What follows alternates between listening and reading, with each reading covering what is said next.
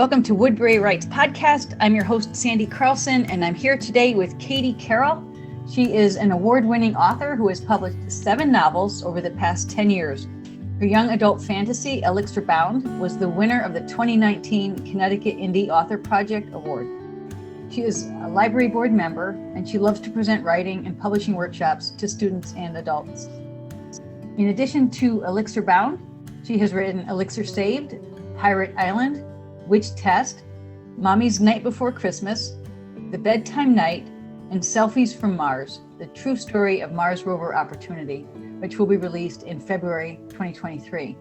You can read more about Katie on her website, Katie L. Carroll, CARROLL.com, and you'll find her books are available for purchase on that site as well as in on all the sites where books are for sale online. Welcome, Katie. Thank you for having me, Sandy. Katie, would you tell us a bit about yourself as a writer? How did you come into the field of writing, and what inspires you? Yeah, so this is always a sad story, which I don't tend to get too emotional about it anymore because I've talked about it a lot, and that's helped make it easier to talk about it. But originally, I was in college, I was a sophomore, and my 16-year-old sister got sick. And we still to this day don't know what it was. Perfectly, seemingly healthy person, and they thought it was pneumonia. She ended up in the hospital, and within like a few weeks of her getting sick, she had died. Oh. So of course that's a huge upheaval to your life, and particularly when you're a young person. So I was going to school at Sacred Heart University, and my plan was to study physical therapy. They have the program where you get in as an undergrad, and you can also get into the graduate program. So that was like my 5-6 year plan going into college. And then, after that happened with my sister, it was sort of like a reevaluation of your life. Right. And then I started thinking about, not that I didn't like physical therapy. I was actually already working a little bit in the field at an office, helping out and doing some, not the actual physical therapy work, but getting to observe and doing some office work with them. But I just sort of was like, what do I really want to do?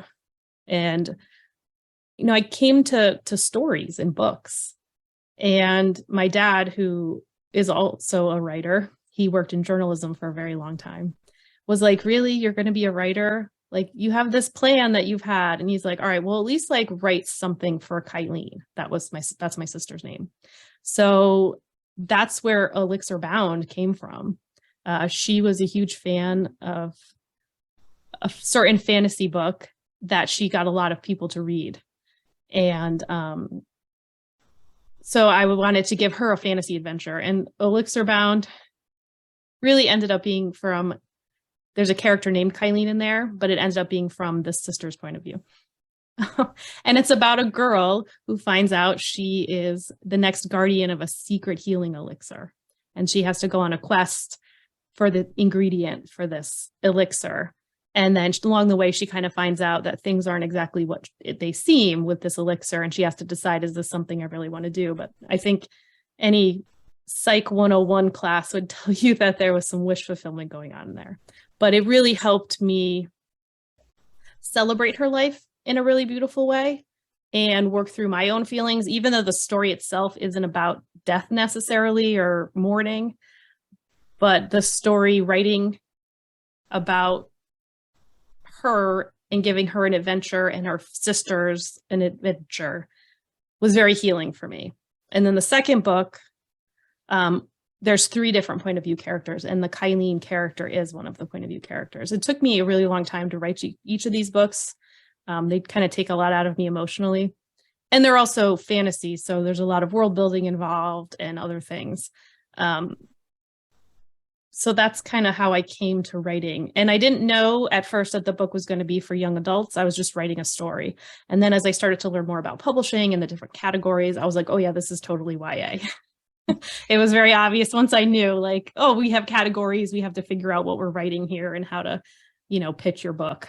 It's a really poignant story. And at that time in your life, had you been doing any kind of writing, or just exposed to your dad as a journalist doing writing?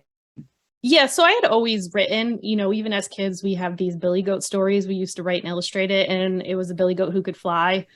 And, I was a very creative, imaginative child. And I worked in the school newspaper starting in middle school all the way up through college. I wrote some pieces for the school journal that they have that they release every year. So I had always been writing, but it had never been something I considered as a career choice for myself. I was also very athletic, and I was good in a lot of different subjects. So I could have studied a lot of different things. So I think I kind of got pushed and gravitated towards, something that had to do with sports and body movement, because that was something that I was very, very athletic growing up. And yeah, I think once I was like, oh yeah, well, I mean, there are writers in the world that do that. That's a job. So why could that be me? When I sort of had that moment of reevaluation, I think I could have been fine in the path I was on, in another world. That would have been fine. I think it would have worked. But, when you kind of have that moment in your life where you're like, what am I really doing here? And what do I want my impact on the world to be? Not that I wouldn't have had an impact doing physical therapy. Certainly that is, the healthcare field is wonderful. But it just didn't feel like it fit me anymore. That's the hero's journey, isn't it? Those calls to adventure. And is this the right call to answer? And kudos to you for choosing one that would be possibly less financially secure than the healthcare industry, which would, of course, be any parent's concern about their young adult child, right? Stepping into the world. So it requires tremendous courage to take that leap. As you were writing, did you have people you knocked your ideas around with, or who gave you feedback, or just curious about your process, feeling so driven by the story and working through your grief? What did that look like for you as a writer? Yeah, I mean, I think when I first started, I was still in college, so I was very busy doing other work as well. And I was working too. I still worked while I was, in school. So it was largely something I did on my own, and it was exploring, just putting words on a page. And, there's really nothing like writing that first novel where you don't really know enough to know what you're doing wrong, or to even second guess yourself. I had a certain level of confidence in myself in this chosen path that I just forged forward, but it was a little solitary.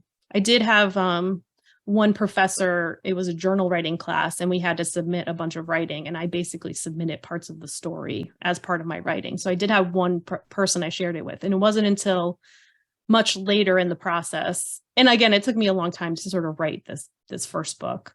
From when I first started writing it till when it was first published, it was almost 10 years. Wow. So along the way, I learned about, critique groups and getting feedback from professionals. I started attending some writing conferences, and, you can submit your first however many pages. And now I'm in 2 different really great critique kind of groups. One for more my picture book and my younger writing, and then one more, I have a few really good critique partners for my novels now. What kind of advice would you give people who are asked to give critiques of books? So if somebody handed somebody else a manuscript of any length or any genre and wanted feedback, what do you find is the most helpful, constructive way to give feedback to another writer? What works? I mean, I do like what's called the sandwich method, where you start with something that you like, and then you go into the little bit more critique, and then you end with something that was positive as well, because it's always good to go in and out on a positive note. But I think, sometimes it's better to know what the person's looking for. Are they looking for some validation that this is the path that's they want to do, maybe if they're newer? And then in that case, I would probably be a little softer in my critique. Right. But I've also done like paid edits, and I worked in editing for a little while where I was editing novels. And then you're being, more critical. You're coming with a more critical eye. And I think always for me, when I critique, I'm trying to honor the person's voice. So I'm not changing how they're saying things necessarily. I'm not making suggestions about how to reword things. I ask a lot of questions. Or I say, I was confused here. I couldn't quite follow what was going on or what this character's motivation was. So I like to approach it from sort of a question. And then also say, oh, this really kept my attention, for that positive, and just, some of my reactions. And unless I'm doing, a more line by line critique where you are looking more at the sentence structure. But generally, when you're looking to critique a partner's work, you're looking at the bigger picture things. Right. Because ultimately you want your partner to succeed and reach a wider audience. And so whatever the feedback is to help that person get there, right? And not just be diluted, perhaps, or kept from a different understanding of the work. That would not be helpful. Yeah, I mean, I think you always want to be encouraging, right? Someone put a lot of effort and thought and probably a lot of themselves, whether they realize it or not, into a piece of work. So, kindness goes a long way, even when you're coming with a more critical eye to try to help them, because generally people looking for feedback want to improve. Right. It's always that fine line between the work and the author, and is there really a separation between the two? It's really requires deep compassion and respect, as you say. As a reader, what inspires you, or what is your go-to books? I mean, as a reader, I grew up in a time where there wasn't a lot of YA. So I fell in love with YA a little older, but YA fantasy is definitely something I come back to over and over again.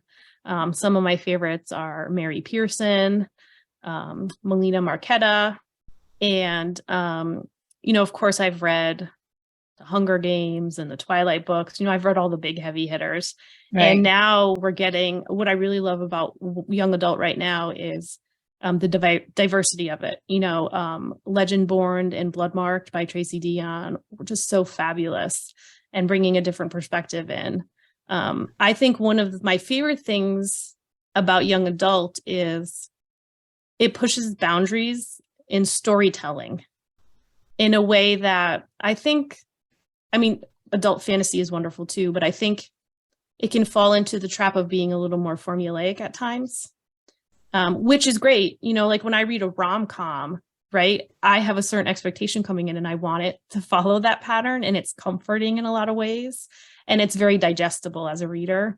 But I also like to be challenged as a reader, and I think young adult affords a little more experimentation. And I think you're seeing that a lot in middle grade now too. A lot of interesting ways to tell stories, and taking tropes and, genre things and sort of turning them on their head or putting a twist on them in an interesting way. And I think that's just something that's part of those age categories. Gotcha. And it's interesting. I teach high school English, and I have usually freshmen, and always by choice, because they are not unexcited by life anymore, which tends to be a sophomore year phenomenon. The dark year when high school never ends. But independent reading is a huge component in my classroom, and we have a very supportive librarian who asks them what they want to read and gets the books, and they go for young adult fiction and the experimentation that takes place. And it's almost like a replay of learning to read, when all those things are brand new and you're beguiled by the magic of the music in the text, or the whimsical characters that don't look like anything in your world, good old Dr. Seuss, to re-examining the possibilities of what a story can do. Is there a young adult text that you could read for us now, so that we could get a sense of the flavor of that kind of writing? This is The Kiss of Deception. It's by Mary E. Pearson, and it's the first book in the Remnant Chronicles. And this book, it's not super new, but when I first read it, it was the type of book that as soon as I finished, I was like, I want to go read that again a second time, because there's a twist that happens in the book. And I'm a big reader, and I'm also a writer, so I often see twists coming. But this one was special to me. This has a great opening line too, so I'm just going to read right from chapter 1. Today was the day 1,000 dreams would die, and a single dream would be born. The wind knew. It was the 1st of June, but cold gusts bit at the hilltop citadel as fiercely as deepest winter, shaking the windows with curses and winding through drafty halls with warning whispers. There was no escaping what was to come. And I think that's one of the things I love about young adult is there's something about the pacing of it that, immediately pulls you in, and then you're like along for the ride. But not also at the same time, not sacrificing beautiful description and prose as well, I think too. That I think when you're writing for young people, you have to have that economy of language, but also the celebration of language. And when it's done well, it's just really amazing. Yeah, that piece that you just read actually made me think of the opening to the Graveyard Book by Neil Gaiman. Mm-hmm. I remember being exposed to that book and the amazing illustrations when Borders existed. Yes. And taking it off the shelf, because anything by Neil Gaiman I would capture my attention, and putting it back on the shelf because it was YA, and then circling around Borders a couple of times and saying the book's coming home, because it was just so compelling. And that idea that the story should be that it's that the plot should be compelling and the imagery should be very visual and rich and create that other world for you is the fun of it. Even if it's a scary story, it's the fun of it, the pleasure of the reading. So thank you for sharing that selection with us. And I follow you on Instagram, and I see some really amazing stuff you do promoting your books, and I'm just amazed by the range of your talents and what you have going on to reach kids of a variety of different ages, right? So could you just speak to that a little bit? You've got your YA novels that are doing well. At the same time, were you also interested in writing for an even younger audience, or? Yeah, I think I've always been interested, since I knew what I was first writing was for younger people, writing for young people. I think there's something about that time in your life where any media you consume, whether it's books, TV, music, it just hits you in a different way. And as an adult, very few things have that kind of impact on your life as music and literature and film do when you're a young adult, when you're a teenager, when you're, a tween. So I think once I started writing for the younger people, I was like, I think this is my home. But then, after I wrote the first YA book, I was like, I wanted to try something different. So I went for a younger voice, and that's where my first middle grade Pirate Island came from. I think for me, I am very much, which isn't always great for marketing, I kind of go with the muse. So if I'm feeling really super inspired by something, I go with it. And that means that I have, young adult, middle grade, picture book, and now I have a nonfiction. But if something really grabs me, I want to celebrate that, because when I bring excitement to the work, it makes the work better. And people on the other end of the work are going to feel that.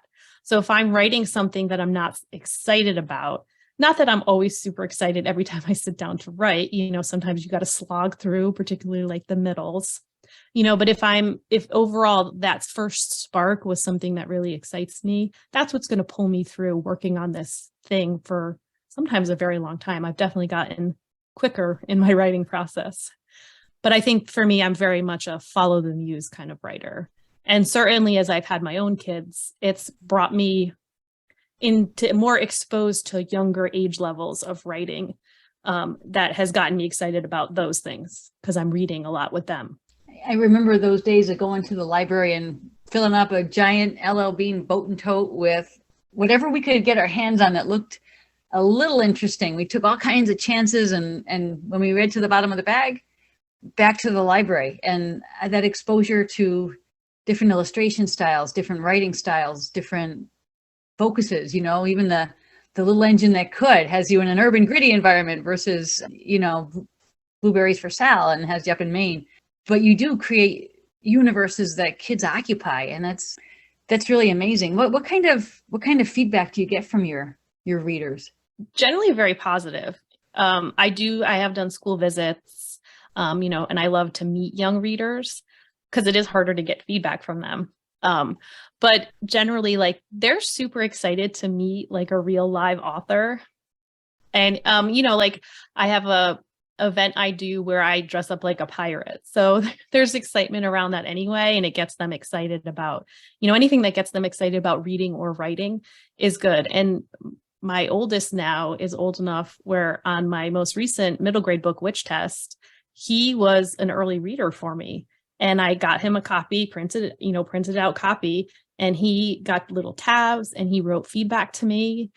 And this wasn't something I forced him to do. I was like, do you want to do this? And he was like, yes. So that was super exciting to see what he thought of it and his perspective.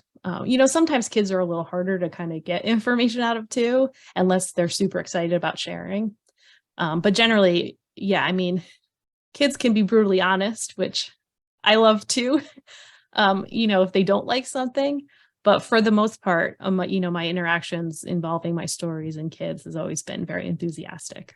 That's great. You can do some in-house market testing. Yeah. I see your social media posts, very active, and you've got 3 young kids, a range of texts, and you're successful. Do you manage your own marketing and your own outreach, or how does that look for somebody who's so productive? My youngest is in kindergarten now, which was a big deal. Obviously the last couple of years were really hard to be productive at all as a parent of young kids because everybody was home for a while there. And that was 2020, in the fall was supposed to be the year all 3 of my kids had some sort of schooling. But I did. So after my first son was born, I was still working full time, and I worked full time for a year. And then after that, we sort of reevaluated as a family what we wanted to do moving forward. And I left my full time job. I was a puzzle magazine editor at the time, full time. And, because we wanted to grow our family, and I was just feeling very overwhelmed with everything. So that allowed me to fit in a little more time for writing. But it's very difficult when you have small kids to have the time and the energy, the brain space to write and do something creative. So over, I've been doing this for my first, this past year was the 10-year anniversary of me becoming a published author. And I was writing for 9 or 10 years before that. So I've built up a body of work in that, now we're talking 20 years that I've been writing. And I think I've gotten more efficient. I've refined my processes, and now I do finally have a tiny bit of breathing room with all 3 kids in school all day when they're actually all in school. So that's definitely been the one thing that has allowed me to have a little more time and be a little more ambitious in my goals as a writer. And I think I'm the kind of person I prefer to be busy. I always have. So I don't like to have a lot of empty space. So I fill it. And I've gotten to the point, I don't take social media super seriously, so like my little TikTok videos that I do, like I pop on, I record a video, I take a couple minutes to edit it, and like, there it is. It's me, Right. So I can't justify spending a ton of time doing those things. So it's sort of a somewhat chaotic, organized process. Just in conversations I've been having with creative people, right, with writers, the tendency tends to be to prefer the pressure of being busy, as somehow it gets the whole creative process jump started. As a Connecticut writer, I'm just curious, what role does place play in your writing? I find Connecticut really inspirational in a lot of ways. There's a lot of interesting history here. I mean, I grew up here. I'm raising my kids here now. My husband and I both have family right here in Connecticut. So we've kind of stayed around. For my middle grades in particular, Connecticut has been very inspirational. So the kernel for Pirate Island, when I was looking to write, I wanted to do a boy main character because I had been writing all young women mostly. And I wanted younger. So I was like, okay, middle grade. And then I'm like, there's always been the legends of Captain Kidd in Connecticut that I found fascinating. And as I mentioned, my dad was a journalist. He wrote about some of those in the local newspapers. And so I had this file of clippings of Captain Kidd. And I was like, what if there's a boy and he wants to find Captain Kidd's treasure? So Charles Island, which is in Milford, where I'm from, became the inspiration for that, because there's been all kinds of legends and rumors and professional treasure hunters who wanted to come out and dig on the island, which they're not allowed to because it's a bird sanctuary. So I dug into the history, more into the local history. I dug into more Captain Kidd history. I read a couple biographies of Captain Kidd. And he's a really fascinating character because he's painted as this pirate, a baddie, and he definitely did some bad things in his life. But he was actually hired by the English government to be a privateer, which is like a legal pirate. And a lot of what he did was on the up and up, according to the laws at the time, whether it was shady ethically, maybe.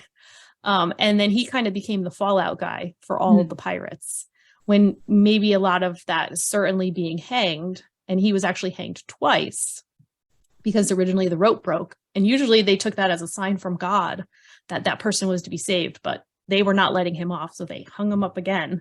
Oh, boy. Whether he really deserved that end, I'm not sure. Does anybody really deserve that kind of end?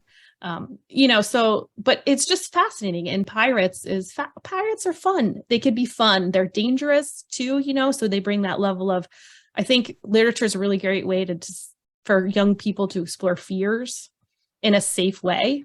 So I just sort of ran with it. And I was like, what is this pirate adventure that I can have my young main characters have? And then for Witch Test, I wanted to turn to local history again. So Witch Test just came out this past year. And I was thinking, what other things are interesting in Connecticut? And I came across the Connecticut witch trials. Right. So most of those predate the Salem witch trials. Not as many people were executed as in the Salem witch trials, but as the number of accused versus the number of executed, you were more likely to die if you were accused of being a witch in Connecticut than you were in Salem. And so I started looking into that. And again, I just sort of captured my imagination. And so I try to bring parallels, themes to the modern world that we get from history. Because what do we learn about history for? We learn about it to learn about the past, but also to reflect on the present. And in literature, we're reading something that's made up in fiction, but we're using that to understand the world better. So there's some neat parallels there. Right. So for the pirate, it was about a young boy finding his bravery because he didn't feel like he was very brave. And in this quest for finding treasure, he sort of channeled his inner pirate, and it helped him to sort of be falsely brave. And in the end, he learns, I can be brave all on my own. I don't have to be like a pirate. So for Witch Test, I went back to a young girl main character, and she's being bullied in school by who was the person who was her best friend and being accused of being called a witch. I think you could see the parallels there to the history of the witch trials, right? And because, bullying happens. And a lot of the bullying experience I pulled from my own middle school experience of being bullied by a group of people I thought were my friends. And so she turns to her ancestry, which she finds out, I have this whole line of witches in my family. And her mom, who had passed away when she was very young, she finds out, I think my mom was actually a witch. And she sort of uses that to find herself and find her own power. So bullying is very much about power. So we take those themes of power and who had power, because the witch trials were really about power, right? Who had power, who didn't want people to have power. So you take that into a middle school world, and we're talking about bullies.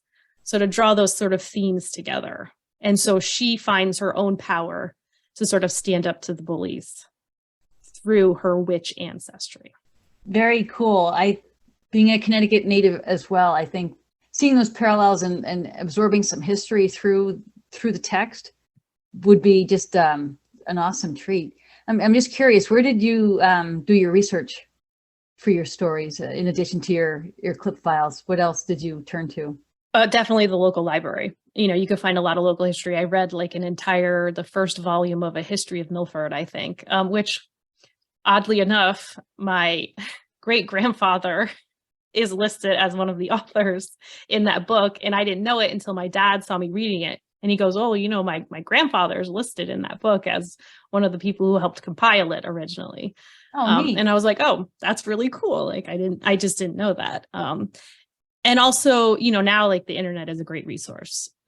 You can find out, obviously you have to check your sources, But there's a lot of archives of different work. And I usually also read some fiction related to that too. So there was some stories about, I read a lot of middle grade with, witch themes in it as well. And I also did some interesting research about like what it looks like to be a modern day witch, so someone who practices not necessarily like Wiccan, but, being a modern witch is very much about practicing, respecting the natural cycles of the world.